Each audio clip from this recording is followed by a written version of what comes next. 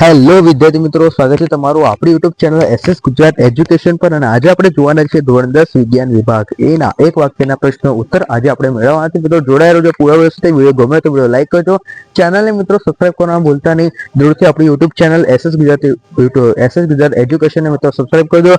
અને ખાસ પર જો તમે આખા ગાલા એસએમએટા સોલ્યુશનની પીડીએફ લેવા માંગતા હોય તો નીચે ડિસ્ક્રિપ્શનમાં આપેલ મોબાઈલ નંબર મિત્રો કોલ કરો. આખા ગાલા એસએમએટા સોલ્યુશનની પીડીએફની કિંમત મિત્રો માત્ર ₹50 તમે કોલ કરીને મેળવી શકો છો. તો ચાલો મિત્રો શરૂ કરીએ આપણો આજનો વિડીયો. ધોરણ 10 સાયન્સ વિભાગ એ ના એક વાક્યના જે પ્રશ્નો છે તેના પ્રશ્નોના ઉત્તર આપણે આજે જોવાના છે. તો મિત્રો જોડાયેલા રહેજો આપણી યુટ્યુબ ચેનલ સાથે. ચેનલને મિત્રો સબસ્ક્રાઇબ કરવાનું ભૂલતા નહીં, વિડીયોને મિત્રો લાઈક કરવાનું ભૂલતા નહીં ફટાફટ. અને આ વિડીયો એન્ડ સુધી જોજો મિત્રો, કેમ કે આપણે આમાં આખા જે એક વાક્યના સોલ્યુશન છે આપણે જોવાના છે. આઈ નો કે થોડુંક મોડું થઈ ગયું છે પણ ટીમ પણ થોડી લેટ ચાલે છે, તો ફટાફટ ચેનલ સબસ્ક્રાઇબ કરો. હવે ફાસ્ટ કામ ચાલશે મિત્રો, ફટાફટ બધા વિડીયો આપણી યુટ્યુબ ચેનલ પર અપલોડ થશે, તો જરૂરથી સબસ્ક્રાઇબ કરો. અને આખા ગાલા એસએમએટા સોલ્યુશનની પીડીએફ ની કિંમત મિત્રો માત્ર ને માત્ર ₹50 છે. તમને આગળ જાણકારી થઈ ગઈ હશે. આખા ગાલા એસએમએટા સોલ્યુશનની પીડીએફ માત્ર ને માત્ર ₹50 તમે કોલ કરીને મિત્રો મેળવી શકો છો. નીચે ડિસ્ક્રિપ્શનમાં મોબાઈલ નંબર આપેલો છે. ચલો ચાલુ કરીએ કે ચાંદીની વસ્તુને હવામાં ખુલ્લી રાખતા તેના પર કયા પદાર્થો સ્તર બને છે? તો સિલ્વર સલ્ફાઇડ AgS નું સ્તર બને છે.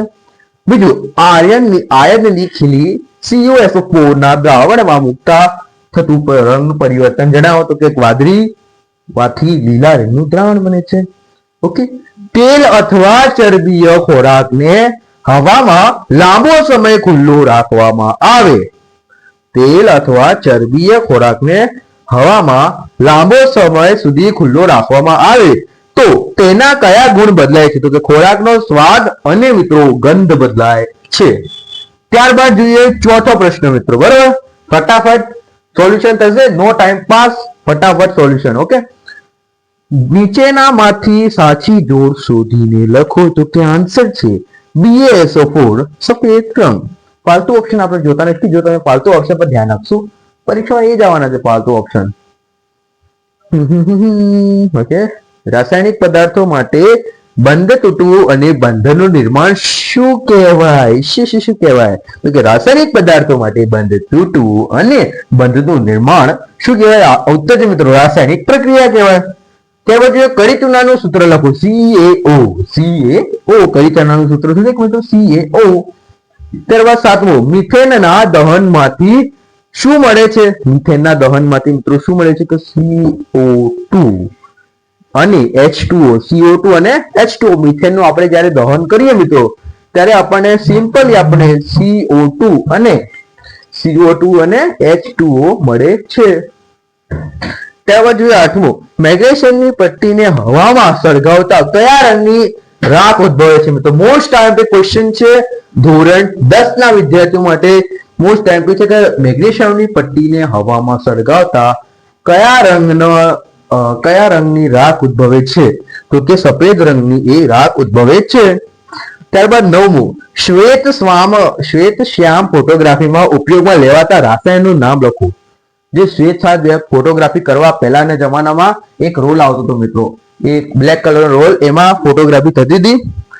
એની જ વાત કરી છે. શ્વેત શ્યામ ફોટોગ્રાફીમાં ઉપયોગમાં લેવાતા રાસાયણિક નામ લખો. રાસાયણિક નામ એનું શું હતું? કે સિલ્વર બ્રોમાઇડ મિત્રો એને કહેવાતા. સિલ્વર બ્રોમાઇડ ને SB એવી રીતે નામ છે, બરોબર. ત્યારબાદ 10મું જોઈએ, લેડ નાઇટ્રેટના પાવડરનો રંગ કેવો હોય છે? લેડ નાઇટ્રેટનું જે પાવડર હોય છે, લેડ નાઇટ્રેટનું જે પાવડર હોય છે તેનો રંગ મિત્રો સફેદ કલરનો હોય છે. 11મું, બટેટાની ચિપ્સના એટલે કે કાતરીના પેકેટમાં ઓક્સિડેશન થતું અટકાવવા માટે પ્લાસ્ટિકના બેગમાં કયો નિષ્ક્રિય વાયુ વપરાય છે? પ્લાસ્ટિકના બેગમાં કયો નિષ્ક્રિય વાયુ વપરાય છે? આન્સર છે નાઇટ્રોજન વાયુ મિત્રો વપરાય છે એના માટે. ડન. ત્યારબાદ જોઈએ 12મું, કયો વાયુ ધડાકાભેર સળગી ઉઠે છે? કયો વાયુ ધડાકાભેર સળગી ઉઠે છે? હાઇડ્રોજન વાયુ મિત્રો, H2 ધડાકા સાથે સળગે છે મિત્રો.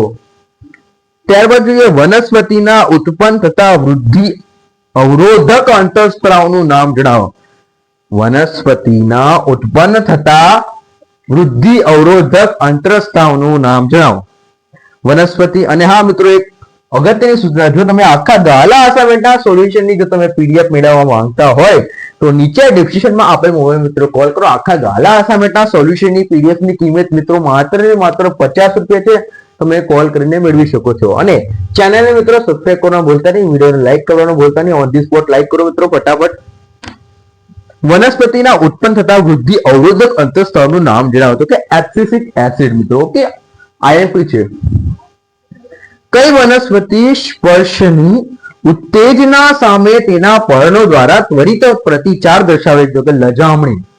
કઈ વનસ્પતિ સ્પર્શની ઉત્તેજના સામે તેના પર્ણ દ્વારા ત્વરિત પ્રતિચાર દર્શાવે છે? તો કે લજામણી દર્શાવે છે. કયો અંતઃસ્ત્રાવ રુધિરમાં શર્કરાના સ્તરનું નિયંત્રણ કરવા મદદરૂપ થાય છે? કયો અંતઃસ્ત્રાવ રુધિરમાં શર્કરાનું નિયંત્રણ કરવા માટે ઉપયોગી કરવામાં મદદરૂપ થાય છે? તો કે ઇન્સ્યુલિન છે મિત્રો, એ અંતઃસ્ત્રાવ મદદરૂપ થાય છે. ત્યારબાદ ચોથું, હૃદયની સતત ધબકવાની ક્રિયાનું નિયંત્રણ કોના દ્વારા થાય છે?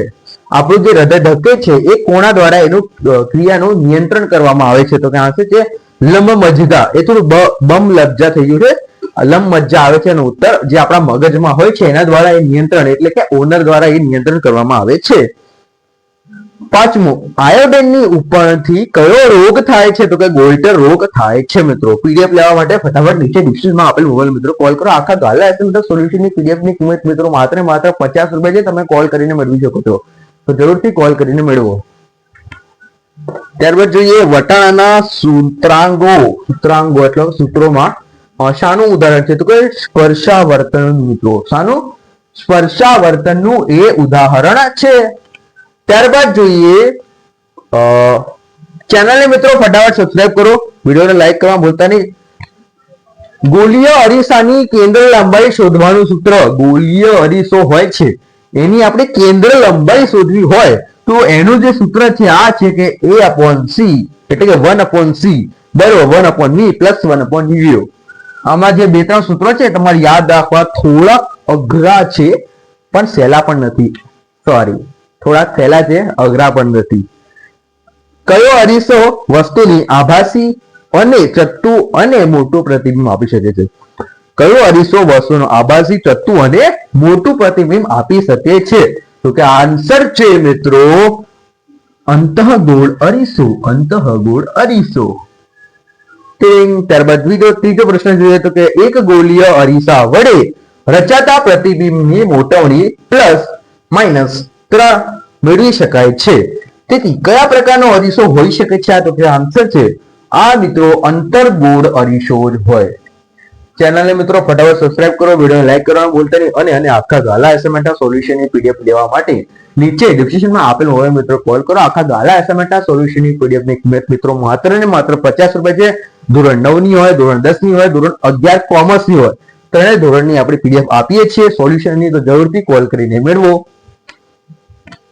નીચેનામાંથી ખોટી જોડ શોધીને લખવાનું છે, તો આમાં ઓપ્શન જોવું જરૂરી છે.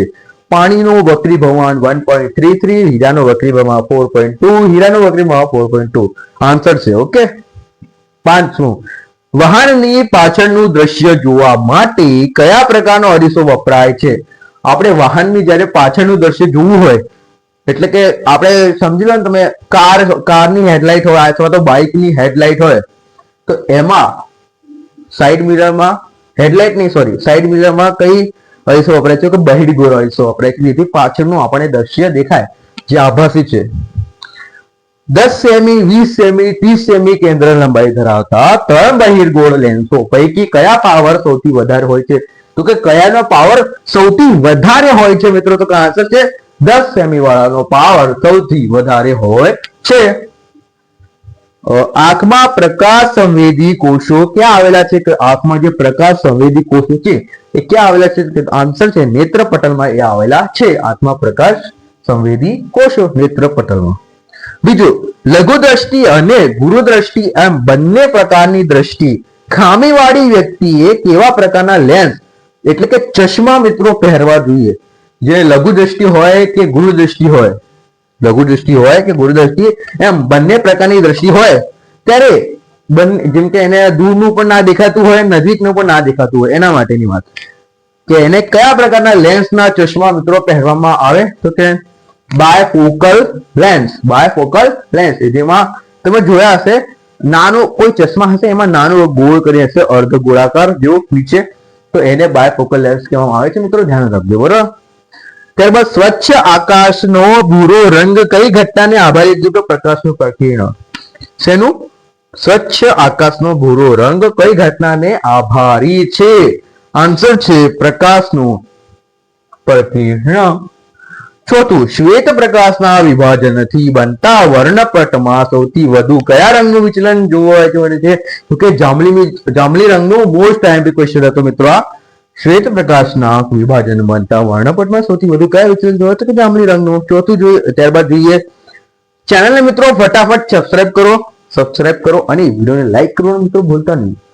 જેટલી લાઈક હશે એટલું મોટિવેશન હશે અમારી પાસે, અને અમે તમારા માટે વધુમાં વધુ વિડીયો બનાવતા રહીશું.